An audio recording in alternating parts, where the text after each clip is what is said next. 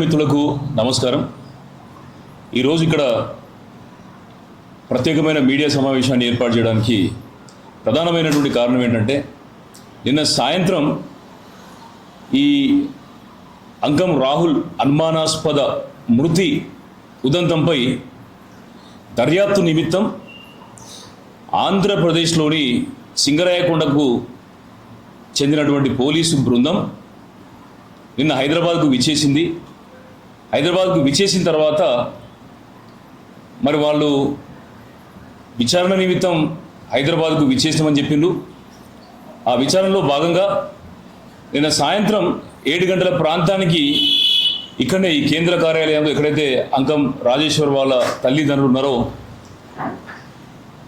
వాళ్ళతో మాట్లాడడానికి రావడం జరిగింది.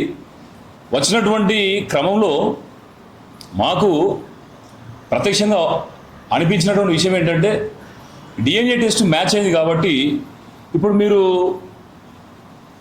సాధ్యమైనంత వెంటనే మీరు మృతదేహాన్ని తీసుకెళ్ళండి. అదేవిధంగా సామాజిక మాధ్యమాలలో కూడా వస్తుంది, మేము ఆ యొక్క బాడీని ఇవ్వట్లేదని చెప్పేసి అని అంటున్నారు. మరి మీరు తొందరగా వచ్చి తీసుకొని పోతే అయిపోతుంది. మరి ఇప్పుడు మీరు కనుక మాతో పాటు వచ్చేది ఉంటే మేము తీసుకెళ్తాము అనేటటువంటి విధంగా కూడా వాళ్ళు మాట్లాడడం జరిగింది. మేము చాలా స్పష్టంగా పోలీసు అధికారులను కూడా మేము అడిగినాం. మరి ఘటన జరిగి 40 రోజులు అవుతున్నా కూడా ఉలుకు పలుకు లేనటువంటి విధంగా ఉన్నటువంటి దర్యాప్తు ఎందుకు ఇప్పుడు మరి తొందరపాటుకు లోనవుతున్నారు, ఎందుకు మరి ఇప్పుడు ఈ యొక్క వేగాన్ని అందుకుంది? ఇది సామాజిక మాధ్యమాలలో వస్తున్నటువంటి ఒత్తిడా,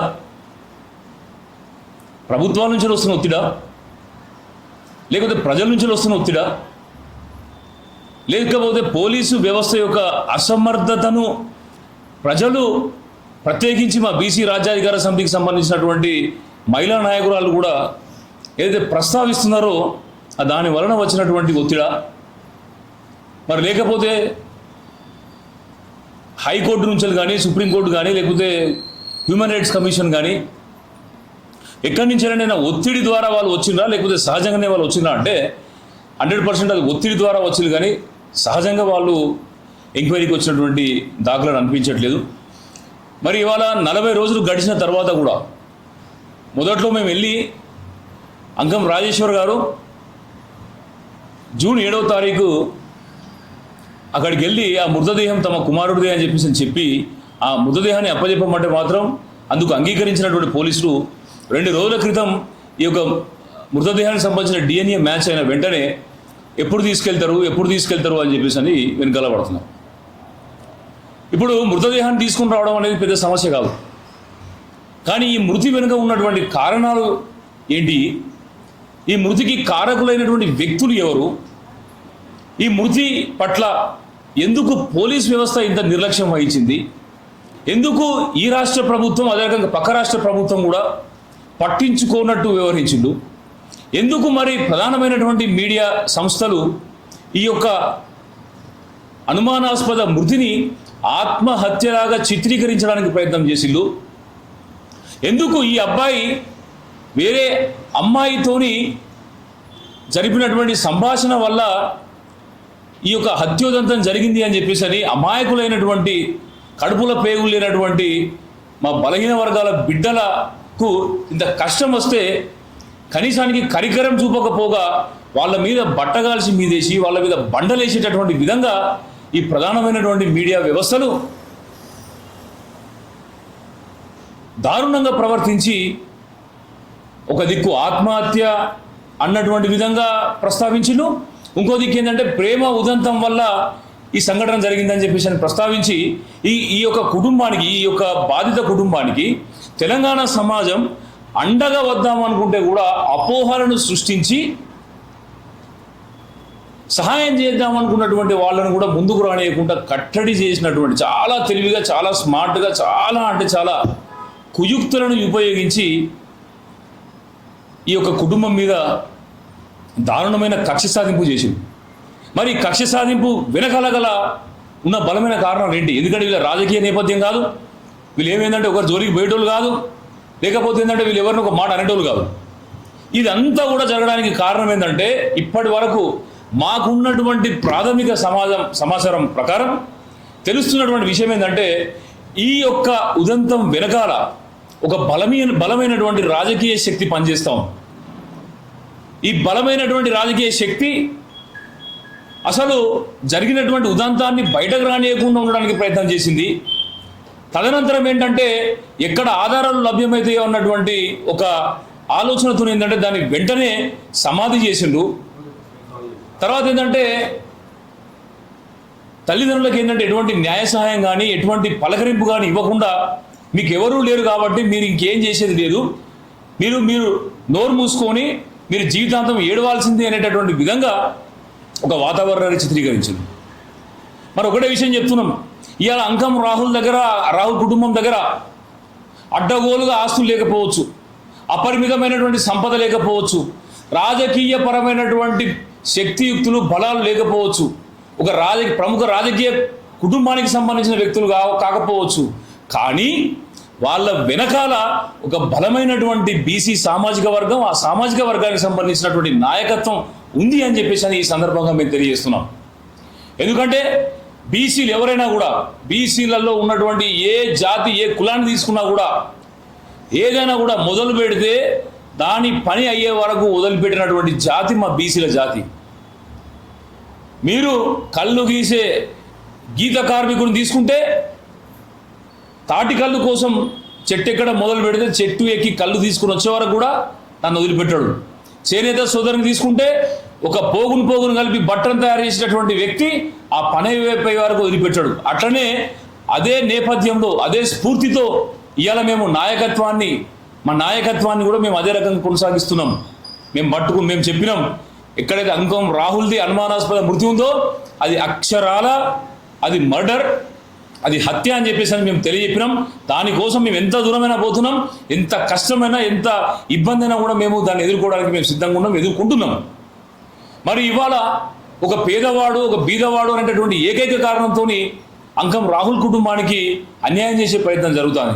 ఇది కేవలం అంకం రాహుల్కి సంబంధించిన విషయం మాత్రమే కాదు, 70 లక్షల మంది విద్యార్థులు ఈ రాష్ట్రంలో విద్యను అభ్యసిస్తున్నారు. వాళ్ళ తల్లిదండ్రులకు సంబంధించినటువంటి సమస్య. మా బీసీ కులాలకు జరుగుతున్నటువంటి అట్రాసిటీని మేము అడ్డుకునేటటువంటి విధంగా మాకు శక్తి కావాలి, ఒక చట్టం కావాలని చెప్పేసి మేము పోరాటం చేసేటటువంటి సమస్య. అంకం రాహుల్కి వచ్చినటువంటి పరిస్థితి ఇంకెవరికి రాకూడదని చెప్పేసి వాళ్ళ తల్లిదండ్రులు చేస్తున్నటువంటి న్యాయ పోరాటం. మరి న్యాయ పోరాటంలో ఇవాళ ఈ యొక్క ఉదంతం అనేది ఇక్కడ వరకు ఇన్వెస్టిగేషన్ వరకు వచ్చింది. పోలీసులు వచ్చి హైదరాబాద్లో కూడా ఇన్వెస్ట్ చేయడానికి మొదలుపెట్టిందంటే కారణం ఏంటంటే వీళ్ళ యొక్క కృత నిశ్చయం, వీళ్ళ పట్టుదల, అదే రకంగా ఇక్కడ ఉన్నటువంటి మీడియా సంస్థలందరూ కూడా ఇస్తున్నటువంటి సపోర్టు వల్లనే ఇవాళ అన్యాయంగా ఏదైతే నిజాన్ని మట్టు పెట్టాలి, నిజాన్ని బొందబెట్టాలని చేసినటువంటి ప్రయత్నాన్ని వెలికి తీసినటువంటి ఘనత ఇవాళ ఇక్కడ ఉన్నటువంటి మీడియా సంస్థలకు, ఈ యొక్క కార్యక్రమానికి సహకరిస్తున్న పెద్దలందరికీ దక్కుతుందని చెప్పేసి మేము తెలియజేస్తున్నాం. మరి ఇవాళ మృతదేహాన్ని తరలించాల్సి ఉంది, అంతిమ సంస్కారం చేయాల్సి ఉంది. మరి దానికంటే ముందు దోషుల గురించి ఏమైనా సమాచారం రాబట్టిలా, ఒకవేళ మేము కనుక ఆ అంత్యక్రియల కార్యక్రమం అది కనుక మేము ఎగ్జిబిషన్ చేసేది ఉంటే మరి రీపోస్ట్ మార్టం చేసే అవకాశం ఉండదు కదా. మరి అదే అడిగాం నిన్న పోలీసు వాళ్ళను, మీరు కనుక రీపోస్ట్ మార్టం చేసేటటువంటి విధంగా మాకు పర్మిషన్ ఇస్తే మేము దాన్ని ఎగ్జిబిషన్ చేసేటటువంటి విధంగా మేము సహకరిస్తాం. రీపోస్ట్ మార్టం చేయకుండా అక్కడి నుంచి ఎక్కడైతే మీరు ఏ రకమైనటువంటి నెగిటివ్ ఆలోచనతోని ఆధారాలు బయటపడకుండా ఏదైతే మృతదేహాన్ని బొందబెట్టాలని చెప్పేసి నిజాలను బొందబెట్టాలని చెప్పేసి మీరు ప్రయత్నం చేసిందో ఇవాళ ఆ నిజాలనే మీరు బహిర్గతం చేయాల్సినటువంటి అవకాశం ఏర్పడుతుంది. తప్పకుండా దాన్ని రీపోస్ట్ మార్టం చేయాల్సిందే. అదేవిధంగా అవసరమైతే ప్రత్యేకమైనటువంటి సిట్టును ఏర్పాటు చేయాల్సిందే. వీలైతే ఏంటంటే వీళ్ళు కనుక దాన్ని తీర్చకపోతే సిబిఐ ఎంక్వైరీ కూడా మేము వెనకాడమని చెప్పేసి మేము తెలియజేస్తున్నాం. ఇప్పటి వరకు ఈ ప్రశ్నలకు నిన్న వచ్చినటువంటి సింగరాయకొండ పోలీసుల దగ్గర కూడా ఎటువంటి సమాచారం లేదు. ఏమనంటే ఫోన్ ఎక్కడ ఉందంటే హైదరాబాద్లో ఉందని అంటున్నారు వాళ్ళు. 7:30 రాహుల్ మొబైల్కి ఫోన్ కాల్ వచ్చినటువంటి విషయం ఘటన స్పష్టంగా అవుపడుతుంది. ఏదంటే అది సర్వీస్ మెసేజ్లు, వాటికి ఫోన్ లొకేషన్కి సంబంధం లేదని అంటున్నారు. అసలు ఇప్పటి వరకు విచారణ లోపల ఫోన్ ఎందుకు దొరకబట్టలేకపోయారు, ఆయన దగ్గర ఉన్నటువంటి వ్యాలెట్ ఎందుకు దొరకబట్టలేకపోయారు, ఆయన వేసుకున్నటువంటి చెప్పులు ఎందుకు దొరకబట్టలేకపోయారు. నిన్న సాయంత్రం వాళ్ళు చెప్పినటువంటి సమాధానాలు ఏవైతే ఉన్నాయో వాళ్ళు వాస్తవానికి ఏంటంటే ఒక దబాయింపు దూరంలో వచ్చింది. కానీ ఇక్కడ ఉన్నటువంటి నాయకులందరం కూడా గట్టిగానే మేము ప్రతిఘటించడంతో ఏంటంటే మరి కొంచెం వీళ్ళు గట్టిగానే ఉన్నారనుకున్నారో ఏందో, కానీ మేము మళ్ళా వస్తాము, మరి మా విచారణ కొనసాగుతుంది అని చెప్పేసి అని వాళ్ళు ఏంటంటే కొంచెం పలాయనం చిత్తవించాల్సి వచ్చింది. సార్ వాస్తవానికి ఏంటంటే రూల్ ప్రకారం, చట్టం ప్రకారము పక్క రాష్ట్రపు పోలీసులు కనుక ఎవరినైనా సంప్రదించాలన్నా, ఎవరైనా విచారణ చేయాలన్నా కూడా తప్పకుండా మన రాష్ట్రానికి సంబంధించినటువంటి పోలీసుల పర్మిషను, వాళ్ళ యొక్క అసిస్టెన్స్తో రావాల్సి ఉంటుంది. కానీ ఇక్కడ ఉన్నటువంటి వ్యక్తుల మీద, సిటిజన్స్ మీద పక్క రాష్ట్ర పోలీసులు డైరెక్ట్ వచ్చేసి అది విచారణ చేయడానికి వాళ్ళకి అవకాశం కానీ అధికారం కానీ లేదు. కానీ వాళ్ళు నిన్న వచ్చినటువంటి పరిస్థితిని చూస్తే మాత్రం ఏంటంటే మేబీ మరి వాళ్ళని తీసుకుపోవడానికి ప్రయత్నం చేసిల్లో, లేకపోతే గట్టిగా మాట్లాడకపోయి ఉంటే ఏంటంటే వెంటనే మీరు తీసుకొని పోయి పంపిస్తే మా పని అయిపోతుంది, చేతులు దురుకోవచ్చు, తలకాయ నొప్పి అవుతుంది అని చెప్పేసి అనుకుంటారో నాకు అర్థం కావట్లేదు. అదే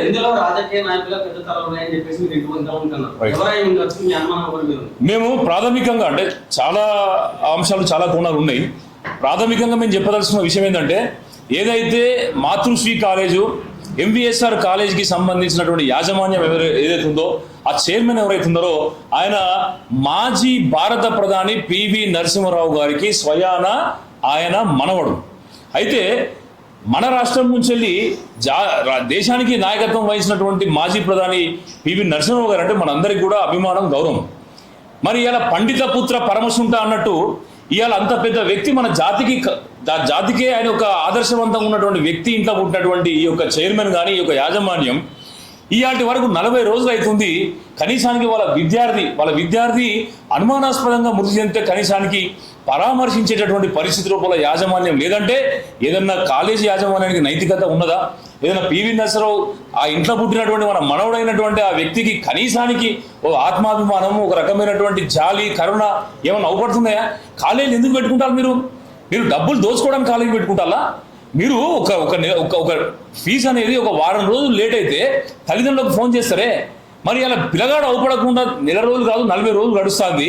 ఇవాటి వరకు కనీసానికి మాట్లాడేటటువంటి పరిస్థితులు లేదు ఈ కాలేజ్ యాజమాన్యం అంటే మీరు ఏం చేస్తా ఉన్నారు? మాకున్న అనుమానం ఏంటంటే మీకు చెప్తాం. మాకున్న అనుమానం ఏంటంటే పివి నరసింహారావు గారి యొక్క మనవడు అవ్వడం చేత ఈ కాలేజీలో జరిగినటువంటి ఉదంతం ఇప్పుడు అడ్మిషన్ టైంలో కనుక బయటకు వచ్చేది ఉంటే ఆ కాలేజ్ బిజినెస్ దెబ్బతింటుంది. ఆ కాలేజీకి సంబంధించిన అడ్మిషన్లు కాకుండా పోతాయి. ఆ కాలేజీకి ఏంటంటే ఆర్థికపరమైనటువంటి ఇబ్బందులు వస్తాయి అనుకున్నారో ఏమో, కానీ ఎప్పుడైతే విషయం తెలిసిన వెంటనే మరి ఏ రకంగా పోలీసులను మేనేజ్ చేసిలో మనకు అర్థమవుతూనే ఉన్నది. ఎందుకంటే 40 రోజుల నుంచి వెళ్ళి విచారణ లేదు, ఇంకా చేస్తున్నాం అంటే ఇలా మార్నింగ్ కూడా మేము ఒక లైవ్ న్యూస్లో పోతే కూడా సిఐ గారితో మాట్లాడితే ఇంకా విచారణ కొనసాగుతుంది, మేము ఆ విషయాన్ని ఇప్పుడే బయట పెట్టలేము అని చెప్పేసి అని అంటున్నారు. అసలు మీరు స్టార్టింగ్లోనేమో మన రాష్ట్రానికి సంబంధించినటువంటి అడిషనల్ డీజీ గారికి కూడా సార్ అది ఆత్మహత్యలాగా అనిపిస్తుంది సార్ అని చెప్పేసి ఎవరు మన అడిషనల్ డీజీ గారికి కూడా చెప్పారు. ఎప్పుడైతే మన డీజీ గారు ఇది పక్కా హత్యని అని చెప్పిన తర్వాత వాళ్ళ ట్రెండ్, వాళ్ళ యొక్క వర్షన్ మార్చుకున్నారు. ఇప్పుడు ఏంటంటే హైదరాబాద్కు రావడానికి కూడా కారణం ఏంటంటే మాకు సమాచారం ఉంది. హైదరాబాద్కు రావడానికి గల కారణం ఏంటంటే ఇది హత్య అనేటటువంటి సమాచారం వాళ్ళకు ఉన్నది, ప్రాథమిక సమాచారం ఉన్నది కాబట్టి ఇన్వెస్టిగేషన్ని వాళ్ళు తీవ్రతరం చేసి వాళ్ళు స్పీడప్ చేసిండు.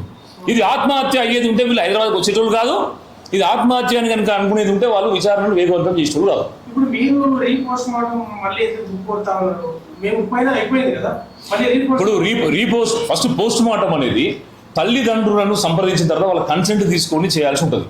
అసలు తల్లిదండ్రులకు ముఖం కూడా చూపించకుండా తీసుకొని పోయి సమాధి చేసిందంటే వాళ్ళు సమాధి చేసింది రాహుల్ యొక్క మృతదేహాన్ని కాదు, సమాధి చేసింది వాస్తవాలను, సమాధి చేసింది నిజాలను, సమాధి చేసింది ధర్మాలను సమాధి చేయడం జరిగింది.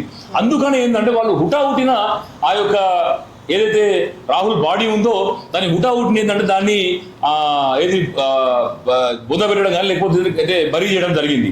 నిజంగా వాళ్ళు తప్పు చేయకపోయేది ఉంటే దాన్ని ప్రిజర్వ్ చేసే అవకాశం ఉండే. వాళ్ళు చెప్తున్న కారణం ఏంటంటే ఇది డీకంపోజ్ అవుతుంది కాబట్టి అది ఒక రకంగా ఏంటంటే అది ఇంకా కుళ్ళిపోయేటటువంటి అవకాశం ఉంది కాబట్టి దాన్ని పక్కన పెట్టడం అంటున్నారు కరెక్టే. కానీ మరి అదే సమయంలో కూడా వెంటనే సమాచారం ఇచ్చేది ఉంటే తల్లిదండ్రులు అలర్ట్ కాకపోయేటోళ్ళ తీసుకొచ్చేవాళ్ళు కదా. సో నేనేమంటున్నాం అంటే ఇక్కడ పోలీసుల యొక్క తాత్సారం జాప్యం చాలా స్పష్టంగా అర్థమవుతుంది, అవపడుతుంది.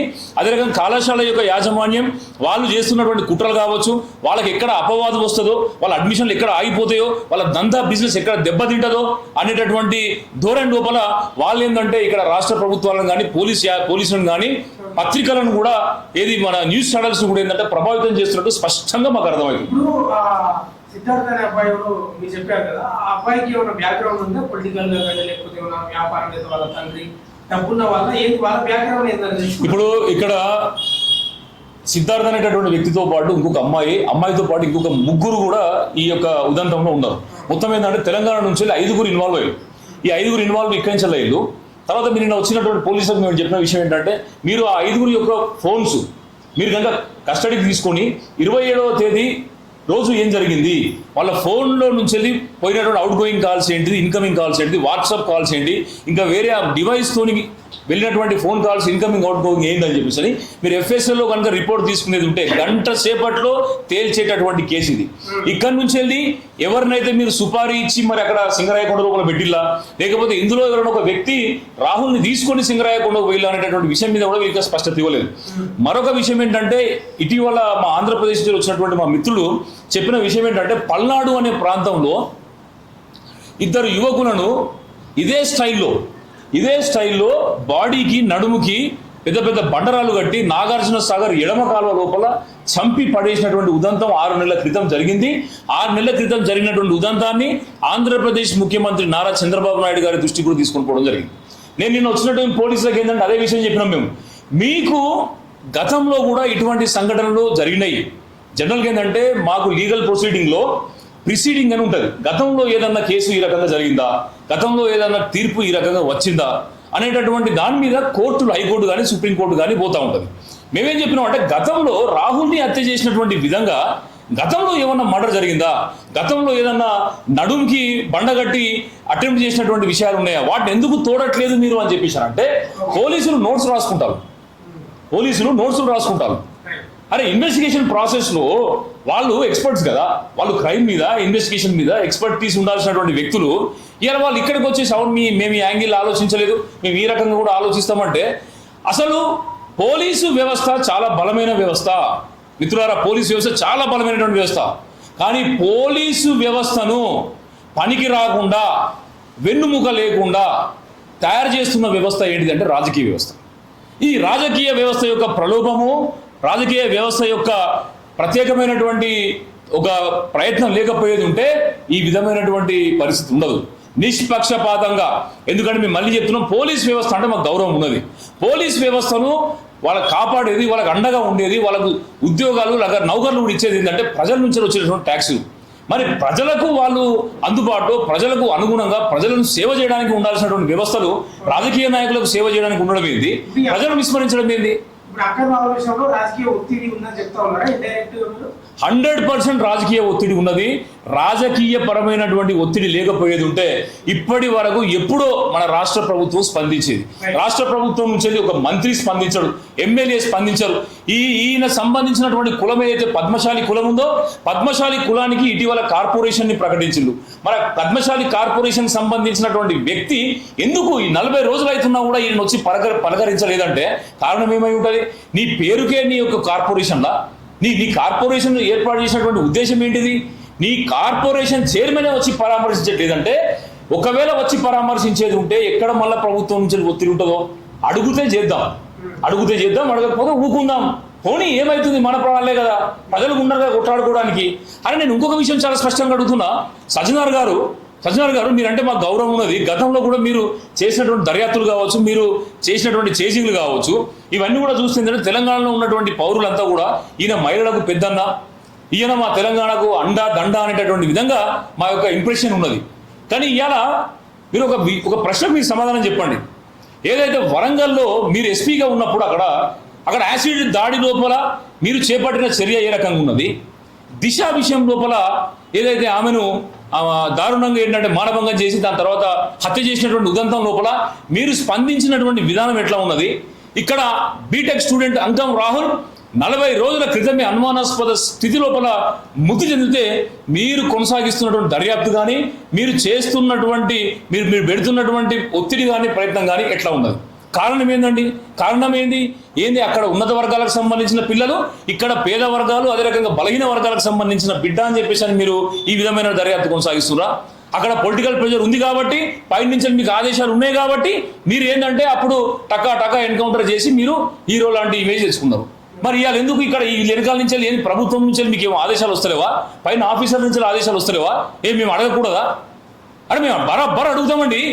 ఎందుకు అడగద్దు? మేము సామాన్య ప్రజల కోసం కదా మనం ఉన్నది. రాజకీయ పార్టీలైనా కూడా కనీసానికి ఈ పేదోళ్ళ పట్ల కనీసానికి జాలి కరుణ ఉండాలి కదా. మానవత్వం తర్వాత రాజకీయాలు కదా. ఇలాంటి వరకు విచిత్రం ఏంటంటే అధికార పక్షం ఈ రకంగా వ్యవహరించి తొత్తుగా కాలేజీ యాజమాన్యాలకు తొత్తుగా వ్యవహరిస్తూ ఉంటే కనీసానికి ప్రతిపక్షాలు వచ్చి మాట్లాడేది ఈ విషయాన్ని. ఒక విషయం, ఇప్పుడు గొడవ కాలేజీలో స్టార్ట్ అయినప్పటికీ ఇన్సిడెంట్ జరిగింది మాత్రం బయట జరిగింది. ఇప్పుడు మీ పోరాటం కాలేజీ పైన ఉంటుందా, నిందితుల పైన ఉంటుందా, ఎటు కోరుకుంటుందా?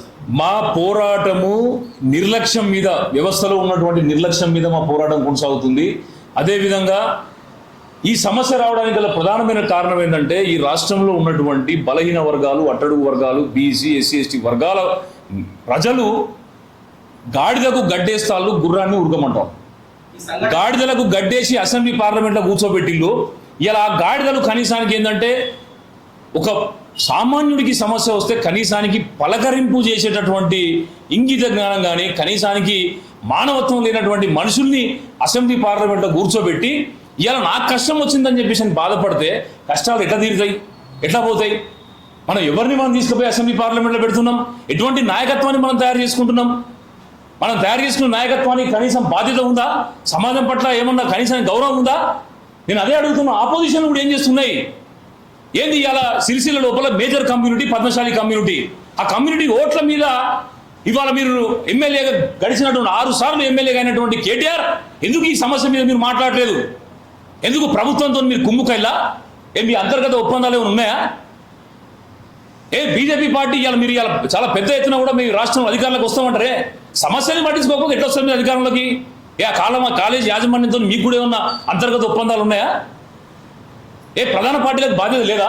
లేకపోతే చెప్పండి, మీరు వచ్చి చెప్పండి, ఈ సమస్యకు మాకు సంబంధం లేదు, ఈ సమస్య పట్ల మేము స్పందించము, ఈ సమస్య మా సమస్య కాదు, మా రాష్ట్ర సమస్య కాదు, మాకు ఎటువంటి సందర్భం లేదు దీని గురించి మాట్లాడడానికి, మాకు రాజకీయ లక్ష్యాలు, మా రాజకీయ ఎక్స్పెక్టేషన్స్ మాకు ఉన్నాయి, మేము రాజకీయాలు చేస్తాం, ప్రజల ప్రాణాలతో మాకు సంబంధం లేదని చెప్పండి. ఆ రకంగా మా జనాల యొక్క కళ్ళు తెరుచుకుంటే కావచ్చు, ఆ రకంగా కనీసానికి వాళ్ళ కష్టాలు తీర్చుకునేటటువంటి వ్యక్తుల్ని నాయకులుగా చేసుకుంటారు కావచ్చు, వాళ్ళని అసెంబ్లీ పార్లమెంట్లో కూర్చోబెట్టుకొని వాళ్ళకి అవసరమైన చట్టాలు తీసుకుంటారు, అవసరమైన పనులు చేయించుకుంటారు. కాలేజీకి సంఘటనకు సంబంధమే పూర్తిగా లేదు అని అంటే ఏం చెప్తారు? సరే, కాలేజీకి కాలేజీ విద్యార్థులకు సంబంధం లేదు అంటే నెంబర్ 1 ఫీజులు తీసుకోవద్దు. నెంబర్ 2 వాళ్ళు ఫీజులు కట్టకపోతే తల్లి తండ్రికి ఫోన్లు చేయొద్దు. వాళ్ళు ఒకవేళ కనుక కాలేజీకి వచ్చిన తర్వాత లేకపోతే వాళ్ళకి ఏదైనా ఇతరత్ర అవసరాలు కనుక పేరెంట్స్తో ఉండేది ఉంటే వాళ్ళని టచ్ చేయొద్దు. కాలేజ్ అనేది పెట్టినప్పుడు ఏంటంటే ఒక సేవా సంఘం లెక్కనో లేకపోతే ఏంటంటే ఉచిత విద్యాలయం లెక్క పెట్టేసి ఏంటంటే వాళ్ళు ఆ రకంగా సంబంధం లేదని చెప్పొచ్చు. రాజ్యాంగం తెలిసిన వాళ్ళైనా చట్టాలు తెలిసిన వాళ్ళైనా కూడా ఏదైనా వ్యవస్థ ఇలా బాబు చనిపోయిండు అంటే ఈ రాష్ట్ర ప్రభుత్వానికి కేంద్ర ప్రభుత్వానికి లయబిలిటీ ఉంటుంది. 100% లయబిలిటీ అంటున్నా. లయబిలిటీ అంటే వీళ్ళకి ఈ రాష్ట్రంలో ఉన్నటువంటి సిటిజన్కి ఏం జరిగినా కూడా రాష్ట్ర ప్రభుత్వానికి కేంద్ర ప్రభుత్వానికి లయబిలిటీ ఉంటుంది. దాన్నే వికారియస్ లయబిలిటీ అంటారు. ఆ వికారియస్ లయబిలిటీ అంటే అది స్వయంగా మనం తప్పు చేయకపోయినా, స్వయంగా రాష్ట్ర కేంద్ర ప్రభుత్వం డైరెక్ట్ వాళ్ళ ఇన్వాల్వ్మెంట్ లేకపోయినా కూడా ఈ రాష్ట్రంలో దేశంలో జరిగేటటువంటి ఏ నష్టానికైనా, ఏ పౌరునికి జరిగేటటువంటి నష్టానికైనా కూడా బాధ్యత వహించాలని చెప్పేసి భారత రాజ్యాంగం, భారతీయ చట్టాలనేవి చాలా స్పష్టంగా ప్రభుత్వాలకు ఆదేశిస్తున్నాయి. వాళ్ళకి బాధ్యత లేదని చెప్పలేము మనం. తప్పకుండా కాలేజీకి బాధ్యత ఉంటుంది. రాహుల్ హత్యకు సంబంధించిన ఈ హత్యని బీసీ సామాజిక వర్గానికి వదులుతారా, తెలంగాణ ప్రాంతానికి వదులుతారా, ఫ్యూచర్ లో ఎట్లా తీసుకోబోతున్నారు? ఎందుకు అని అంటే మీరు గత 40 రోజులుగా ఈ వ్యవహారం నడుస్తున్నప్పటికీ యాజ్ ఎ ప్రోటోకాల్ ఎట్లా పోవాలో అట్టే పోతున్నట్టు కనిపిస్తుంది. దీంట్లో బీసీ రాజ్యాధికార సమితి పాత్ర ఎట్లా ఉండబోతుంది? ఇట్లే నర్తనడగానే సాగే అవకాశం ఉందా? ముందస్తు ఏముండబోతుంది? వాటిని కూడా తీసుకురాలేదు. ఇప్పుడు మీరు అన్నటువంటి మొదటి ప్రశ్న ఏంటంటే ఇది విద్యార్థులకు సంబంధించిందా, లేకపోతే బీసీలకు సంబంధించిందా, లేకపోతే రాజకీయ పార్టీలకు సంబంధించిందా అని చెప్పేసి అడిగి, ఇది ఒక ఒక మానవుడికి సంబంధించింది, సామాన్య మానవుడికి సంబంధించినటువంటి అంశం. ఇది మానవత్వానికి సంబంధించినటువంటి అంశం. దాని తర్వాతనే కులం కానీ, వర్గం కానీ, లేకపోతే విద్యార్థి కానీ, ఇంకే అంశమైనా కూడా దీని చుట్టూ తిరుగుతుంది. అయితే దురదృష్టం కొద్దీ ఏంటంటే చాలామంది బీసీ సంఘాల ప్రముఖులు కావచ్చు, ఇతర సంఘాల ప్రముఖులు కావచ్చు, లేకపోతే రాజకీయ పార్టీల ప్రముఖులు కూడా ఏమనుకున్నారంటే కేవలం ఇది ఒక వ్యక్తికి సంబంధించిన విషయం, ఒక కుటుంబానికి సంబంధించిన విషయం అని చెప్పేసి వాళ్ళు పబ్లో కాలేశారు. ఇది మానవత్వానికి సంబంధించిన విషయం. 70 లక్షల మంది విద్యార్థులకు సంబంధించిన విషయం, 2 కోట్ల మంది బీసీలకు సంబంధించిన విషయం, 3 కోట్ల మంది బీసీ ఎస్సీ ఎస్టీలకు సంబంధించిన విషయం. ఎందుకని చెప్తున్నాం అంటే ఇవాళ జరిగినటువంటి ఉదంతంలో ఉన్నది అంకం రాహుల్ నేత కాబట్టి, అంకం రాహుల్ ఒక సాధారణ మధ్యతరగతి వెనుకబడినటువంటి బలహీన వర్గాల బిడ్డ కాబట్టి ఏంటంటే న్యాయం ఇట్లనే ఉంటుంది. న్యాయం ప్యాసింజర్ ట్రైన్ లెక్క పోతా ఉంటుంది. అదే కనుక అగ్రవర్ణానికి కనుక అన్యాయం జరిగేది ఉంటే, అగ్రవర్ణానికి కనుక ఇబ్బంది కలిగేది ఉంటే, దిశ విషయం లోపల ఏదైందో, దిశ విషయంలో ఆ టైంలో, ఆ సమయం లోపల ఈ రాష్ట్రం లోపల ప్రభుత్వాన్ని నడిపిస్తుంది కేసీఆర్. అంటే వెలమల చేతిలో రాజ్యం ఉన్నది. వెలమల చేతిలో రాజ్యం ఉన్నా కూడా రెడ్డి సామాజిక వర్గానికి సంబంధించిన ఎంపీలు రేవంత్ రెడ్డి గారు కావచ్చు, ఉత్తమ్ కుమార్ రెడ్డి గారు కావచ్చు, అదే రకంగా ఈయన మన కిషన్ రెడ్డి గారు కావచ్చు, కోమటిరెడ్డి వెంకరెడ్డి గారు కావచ్చు, పార్లమెంటులో బల్లలు పగిలిపోయేటటువంటి విధంగా రాద్ధాంతం చేసి వెంటనే దిశా చట్టాన్ని తీసుకొచ్చిలా లేదా? మరి ఈ ఎంపీలను అడుగుతున్నాము, ఈ ఎంపీలు దిశా విషయం లోపల మీ స్పందన ఎట్లా ఉన్నది? ఇప్పుడు గతంలో నేను చెప్పినా కదా, ఏది మన యాసిడ్ దాడి విషయం లోపల కానీ, దిశ విషయం లోపల సజ్జనార్ గారి యొక్క స్పందన ఎట్లా ఉన్నది, అంకం రాహుల్ విషయం లోపల స్పందన ఎట్లా ఉన్నది, అదేవిధంగా ఏంటంటే ఈ యొక్క రెడ్డి సామాజిక వర్గానికి సంబంధించినటువంటి గతంలో ఎంపీలుగా పనిచేసిన వాళ్ళు దిశ విషయంలో చట్టం తీసుకురావడానికి వాళ్ళ స్పందన ఎట్లా ఉన్నది, ఇవాళ అంకం రాహుల్ చనిపోయేది ఉంటే వాళ్ళ యొక్క స్పందన ఎట్లా ఉన్నది అనేది మా జాతి గమనించట్లేదా? మాకు అందరికి అర్థం కావట్లేదా? ఇవాళ బలహీన వర్గాలు అర్థం చేసుకుంటున్నారు. ఇది ఏంటంటే ఒక అంకం రాహుల్ రెడ్డి కాదు, అంకం రాహుల్ రావు కాదు కాబట్టి ఇవాళ ఏంటంటే న్యాయం గిట్లనే ఉంటుంది, ప్యాసింజర్ ట్రైన్ లానే పోతుంది.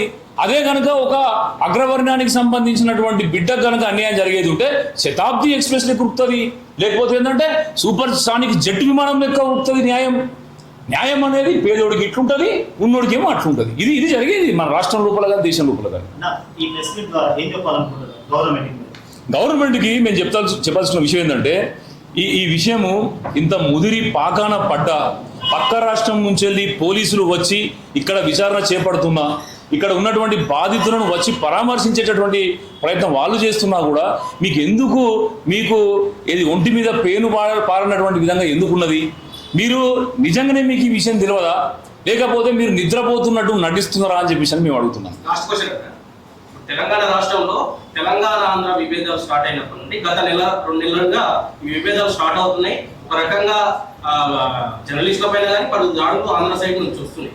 మంచి బర్నింగ్ ఇష్యూలో మన రాహుల్ ఇష్యూ బయటకు వచ్చింది. అది జరిగింది తెలంగాణ విద్యార్థి ఆంధ్రప్రదేశ్లో చనిపోయాడు. ఇలాంటి బర్నింగ్ ఇష్యూలో కూడా అంకల్ రాహుల్కి సంబంధించిన ఈ కేసు ఫాస్ట్ గా ముందుకు పోకపోవడానికి, మీరన్నట్టుగా రాజకీయ నాయకులు స్పందించకపోవడానికి రీజన్ ఏమై ఉండొచ్చు ఈ నిర్లక్ష్యానికి? ఇప్పుడు ఈ నిర్లక్ష్యానికి కారణం ఏంటంటే మీరు గతంలో కూడా మీరు చూసి ఈ మధ్యన ఏంటంటే కేవీ రెడ్డి గారి విషయం లోపల కూడా ఏంటంటే ఆంధ్ర పోలీసు ఏంటంటే చాలా దుందుకుడు స్వభావంతో ఏంటంటే ఇక్కడికి వచ్చి ఇక్కడ ఉన్నటువంటి పోలీసులను కూడా సంప్రదించకుండా ఏంటంటే వాళ్ళు ఆయన అరెస్ట్ చేసి తీసుకొని పోయి ఇప్పుడు ఆయన జ్యుడిషియల్ కస్టడీలో లేదా పోలీస్ కస్టడీలో ఉన్నట్టున్నది. సో నేనేమంటున్నా అంటే ఇప్పుడు ఏదైతే ఒక ప్రశ్న, ఏదైతే ఒక క్వశ్చన్ చేసేటటువంటి తత్వం అనేది ప్రజల నుంచి కానీ లేకపోతే జర్నలిస్ట్ నుంచి కనుక వచ్చేది ఉంటే ఇక్కడ అధికారాన్ని చెలాయిస్తున్నటువంటి ప్రభుత్వాలకి ఏంటంటే ఒక రకమైనటువంటి ఇబ్బంది కలుగుతుంది, ఒక రకమైనటువంటి వాళ్ళకు దురదలేస్తుంది, ఒక రకమైనటువంటి వాళ్ళకు జుగుప్సాకరమైనటువంటి స్థితిలోకి వెళ్ళిపోతారు. ఎందుకంటే ఇవాళ అధికారం ఎవరికి శాశ్వతం కాదు. ఇవాళ ఏంటంటే ఏది జరిగినా కూడా ఏంటంటే అధికారం మీకు ఇచ్చినటువంటి మ్యాండేట్, మీకు ఇచ్చినటువంటి అధికారం లోపల మీరు ప్రజలకు ఏం చేస్తారని చెప్పేసి అని అడిగితే మీరు చేయాల్సిన పనులు చేయకుండా మీరు ఏం చేస్తున్నారంటే ప్రజల మీదనే ఒత్తిడి పెట్టాలి, మాట్లాడుతున్న వ్యక్తుల మీద ఒత్తిడి పెట్టాలని చెప్పేసి మీరు ప్రయత్నం చేస్తాం. ఇవాళ కేవీ రెడ్డి గారి విషయం లోపల ఏంటంటేనేమో వాళ్ళు వచ్చేసి ఇక్కడ ఏది వాళ్ళని అరెస్ట్ చేసి తీసుకొని పోయారు కదా. మరి అంకం రాహుల్ మన బిడ్డ ఆంధ్రప్రదేశ్లో 40 రోజుల నుంచి అక్కడ ఇరుక్కొని పోయేది ఉంటే ఎందుకు మరి ఆంధ్ర పోలీసులు ప్రశ్నించరు? తెలంగాణ పోలీసులకు కూడా ఎందుకు తొందరపాటు లేదు? అంటే ఇక్కడ ఏమర్థమవుతుందంటే అధికారంలో ఉన్నవాళ్ళు ప్రతిపక్షంలో ఉన్నవాళ్ళు కులాల వారిగా ఒకటే. ఈ రాష్ట్రమైనా పక్క రాష్ట్రమైనా కూడా సమస్యలు అనేవి వాళ్ళకి అనుకూలమైనటువంటి విధంగా ఉండాలనుకుంటే ఒక తీరు ఉంటుంది, వాళ్ళకి ఇబ్బందికరమైనటువంటి విధంగా ఉండేది ఉంటే ఒక తీరు ఉంటుంది. ఇవాళ వాళ్ళు స్పష్టంగా చెప్తున్న విషయం అది. సరే మేమేం చెప్తున్నాం ఈ మీడియా సమావేశం ద్వారా అంటే, ఇప్పుడే అంకం రాహుల్ గారి తండ్రి గారు చెప్పినట్టు వాళ్ళు రీపోస్ట్ మార్టం కోరుకుంటున్నారు. ఈ విషయం లోపల నిందితులను గుర్తించిన తర్వాత వాళ్ళకి శిక్షలు పడ్డ తర్వాతనే వాళ్ళు ఏంటంటే వాళ్ళ యొక్క కొడుకు యొక్క మృతదేహాన్ని తెచ్చుకొని వాళ్ళు ఏంటంటే అంత్యక్రియలు చేపడతారు. ఎందుకంటే 40 రోజుల నుంచి వెళ్ళి ఏడ్చి ఏడ్చి ఏడ్చి కళ్ళల్లో నీళ్లు కూడా రాకుండా చివరికి రక్తం వచ్చేటటువంటి పరిస్థితికి వాళ్ళు చేరుకున్నారు. ఇలా తింటే అన్నం తింటే అసలు ఒంటికి పడతలేదు, పడుకుందామంటే నిద్ర పడతలేదు. 40 రోజుల నుంచి వెళ్ళి ఈ కఠినమైనటువంటి శిక్షను అనుభవిస్తున్నటువంటి వీళ్ళు ఎటువంటి తప్పు చేయకుండా అంకం రాహుల్ ఆత్మహత్య చేసుకుంటని అమ్మాయితో అఫైర్తోని ఈ విధంగా జరిగిందని చెప్పేసి ఏదైతే అబాండాలు వాళ్ళ యొక్క మీద పడ్డాయో ఆ అబాండాలను నివృత్తి చేసి వాటిని ధాటిగా ఎదుర్కొని వాళ్ళకు శిక్ష పడడంతో పాటు కాలేజీ యాజమాన్యం నుంచి వెళ్ళి వీళ్ళకి కంపెన్సేషన్ దక్కాల్సిందే, తెలంగాణ రాష్ట్ర ప్రభుత్వం నుంచి వెళ్ళి వీళ్ళకి కంపెన్సేషన్ దక్కాల్సిందే, ఆంధ్రప్రదేశ్ రాష్ట్రం నుంచి కూడా వీళ్ళకి కంపెన్సేషన్ దక్కాల్సిందే. అప్పుడు మాత్రమే వీళ్ళు ఏంటంటే ఆ రాహుల్ యొక్క మృతికి అంత్యక్రియలు నిర్వహిస్తారు. అప్పటి వరకు రాహుల్ ఆత్మకు శాంతి చేకూరదనేటటువంటి దృఢ సంకల్పంతో మీరు ఉన్నారు కాబట్టి తప్పకుండా ప్రభుత్వం కదిలితే మేము కదులుతాం, ప్రభుత్వం కదలకుండా మేము ఇట్లనే ఉంటాం పట్టించుకోము, లేకపోతే ఏంటంటే మేము చూడనట్టు మేము నటిస్తాము అంటే కుదరదు. Thank you. ఇబ్బంది అవుతుంది అంకం రాహుల్ విషయంలో, ఇక్కడ ఇబ్బంది అవుతుంది, ఎందుకు డీలే అవుతుంది కేసెస్ దర్యాప్తులు లీగల్గా మీరు? సో ఇప్పుడు లీగల్గా తీసుకుంటే మనకు సిఆర్పిసి ప్రకారము ఇప్పుడు కాజ్ ఆఫ్ యాక్షన్ ఎక్కడ, ఆ ఇన్సిడెంట్ ఎక్కడ జరిగింది అనేది ఒకటి, మూలాలు ఎక్కడ ఉన్నది అనేది ఒకటి. ఎక్కడైనా కూడా వాళ్ళని ట్రయల్ అనేది ఎక్కడైనా కూడా చేయొచ్చు, 2 చోట్ల ఎక్కడైనా చేయొచ్చు. అటు సింగరాయకొండలో చేయొచ్చు, ఇక్కడ హైదరాబాద్లో కూడా చేయొచ్చు. సమస్య ఏమిటంటే జ్యూరిస్డిక్షనల్ ఇష్యూస్ వల్ల అక్కడి పోలీసులు అక్కడ తీసుకోవాలన్నా యాక్షన్, లేదంటే ఇక్కడ కాజ్ ఆఫ్ యాక్షన్ ఇక్కడ ఉంది కాబట్టి, ఇక్కడ మూలాలు ఉన్నాయి కాబట్టి ఇక్కడ ట్రయల్ చేయాలన్నా అని చెప్పేసి వాళ్ళు ఆలోచిస్తున్నట్టుగా ఉంది. ఎవరో ఒకరు ఇప్పుడు మనం ముందు మాట్లాడుకున్నట్టుగా ఈ సమన్వయం ఏదైతే ఉందో ఈ సమన్వయంతో వాళ్ళు కాజ్ ఆఫ్ యాక్షన్ ఎక్కడుంది, ఎక్కడ మనము చర్యలు తీసుకోవాలి, ఎక్కడ ఛార్జ్షీట్ వేయాలి, ఎట్లా ఇన్వెస్టిగేట్ చేయాలి, ఎట్లా సమన్వయం చేసుకోవాలి అన్నది అక్కడ మెయిన్ ఇష్యూ. నాకు తెలిసి అక్కడ జ్యూరిస్డిక్షనల్ ఇష్యూస్ అనేది మెయిన్ ఇష్యూస్ అవుతున్నాయి. వాళ్ళు ప్రాపర్ కమ్యూనికేషన్ ద్వారా వాళ్ళు ఎవరేం చేయాలి అని చెప్పేసి వాళ్ళు ఒకసారి డిసైడ్ చేసుకొని కమ్యూనికేట్ చేసుకున్న తర్వాత ఏం చేయాలనో వాళ్ళు నిర్ణయించుకొని చేసుకోవాల్సిన అవసరం ఉంది. అందుకని చెప్పేసి ఐ థింక్ సింగరాయకొండ నుంచి పోలీసులు కూడా ఇక్కడికి వచ్చి ఒక క్లారిటీ కోసం అనేది రావడం జరిగింది అనేది నా ఉద్దేశం.